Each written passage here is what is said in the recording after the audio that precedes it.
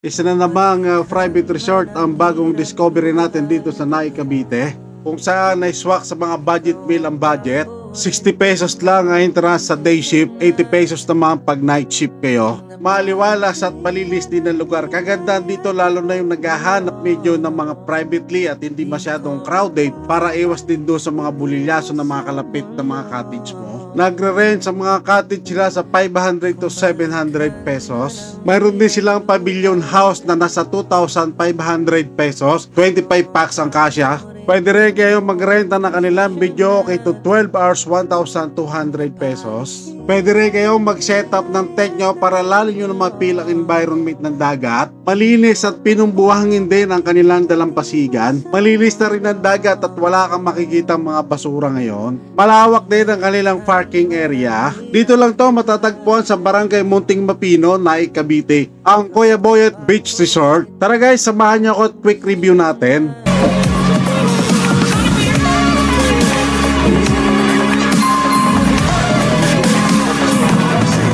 3, 2, 1, go!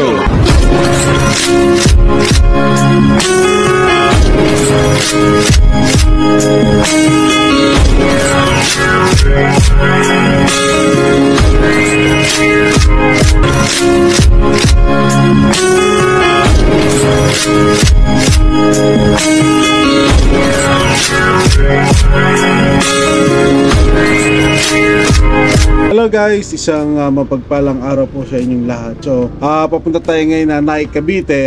Naimbitahan tayo ng mga kamag-anak ko na nandoon sila ngayon sa resort doon sa may Kuya Boyet Beach Resort. So, galing ako ng Kawit. So, most likely mga 45 minutes Kawit to Naik, Cavite. So, maganda pa na ngayon, maliwalas, wala ganong traffic, maayos ang kalsada, smooth ang daan ngayon. So, nagkamali pa tayo ng punta kasi ang pagkaka-explain sa akin ng Bayoko is papuntang rin daw Aroma Beach Resort. So alam ko kasi alihalera yan pag Aroma Beach Resort, alihalera dyan ng mga ang mga resort. Sa unang napagtanungan natin medyo nabigla siya, akala niya yung wanted na Boyet ay nahanap ko. Tanong, ano yung Boyet? Boyet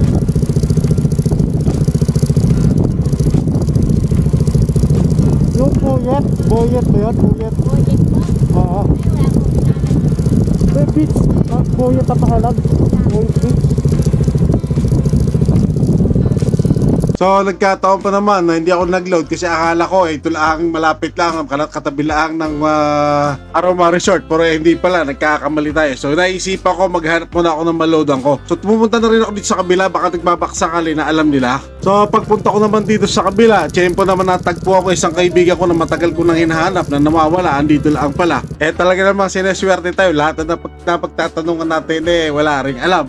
Sa huli, sineswerte din tayo at napagtanungan natin alam ang lugar kung saan lugar yung Boyet Beach Resort. Akala ko nasa ibang planeta na ako mga kapatid. Saan pwede magtanong, saan yung Kuya Boyet Beach? Boyet? Oo. Parang Munting Mapino po. Ha? Munting Mapino po. Saan lugar yon? Dito po, sa kabila po.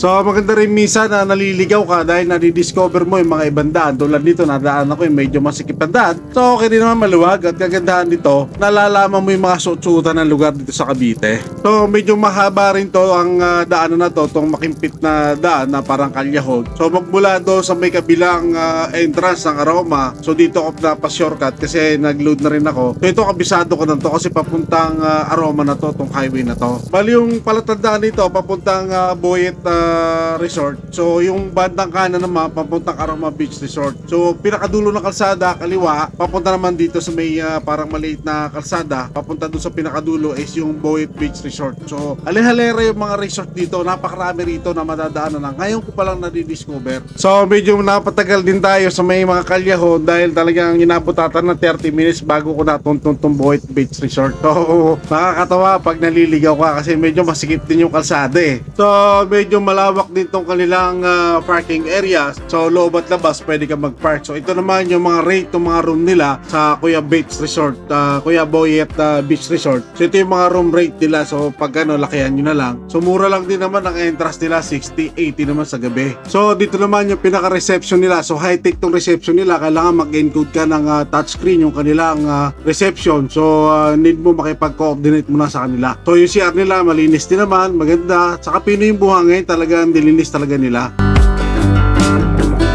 So maliwalas din yung lugar dahil nakikyutan ako doon sa mga puno ng nyug na maliliit. May mga malalaki din sila mga cottage. May doon din alam ko parang 3 room ata yung meron sila. So hindi lang ako sure kung may aircon, so parang wala ata. Pero malaki yung area, yung 25 packs kasya doon yung tao. Kumbaga kung budget meal, kung 25 kayo, di parang pumapatak lang din na tigs 100 kayo kung ambagan lang sa mga cottage o room. So yung mga cottage naman nila, nagre-range sila ng yung maliit 500, tapos yung pinakamalaki ata 700 kung di ako nagkakamali. Yun na nakalagay dun sa nabasa natin dun sa pinakabukana. So shoutout ko na rin ang mga kamag-anak ko, mga tiyahin ko, bayaw ko, kapatid ko. So sila yung nag-invite sa akin na dito sila naligo sa may Kuya Boyet Resort. So pagkakatalagali talaga namin, kultura namin. Pag bumisita malapit sa yung lugar, talaga hindi maaari hindi ka talaga magpunta kasi yun ang kalakaran ng kultura namin ng mga Muslim. So talagang kahit naman maganda pag binisita ka ng mga kamag-anak mo na medyo malapit sa'yo. So maganda rin kung may pagkakataon ka mapunta mo sila para sa ganun. Hindi parang banding lang pa. So shoutout na rin dito sa pinsa ko na si Bayan Pasandalan. Kumbaga nagbablog din siya. Mas marami pa siyang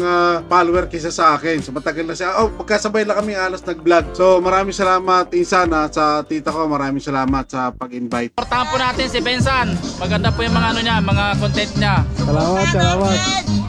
So kung sa cottage lang ang pag-uusapan, marami, medyo may kalawakan din to. So malinis, pinong buhangin. So silipin naman natin ngayon yung dagat nila kung gaano kalinis. So dito may nakikita ako nag-set up ng tent. So pwede rin kung marami kayo, gusto niyo matulog at ayun nyo ng kwarto, pwede rin naman kung di kayo maselan. Malaking bagay din yung nakakaraos ka sa enjoy mo. Kasi pagka gumastos ka naman sobrang mahal, minsan practical ngayon sa panahon ngayon. Kung nga pwede ka mag-set up na ganitong mga tent sa inyo para medyo ma-feel mo talaga lalo bandang hapon, medyo malamig ang panahon, so hindi ka makaka-feel ng mainit kasi mahangin din malakas yung hangin. So shoutout na rin sa mga tropa na to na ubod ng babait. Kaya mag-shoutout dyan? Oh! Shoutout kay Yuri, napaka-pogi mo. Thank you. So shoutout sa inyo guys, napaka-cool nyo at maraming salamat sa approach.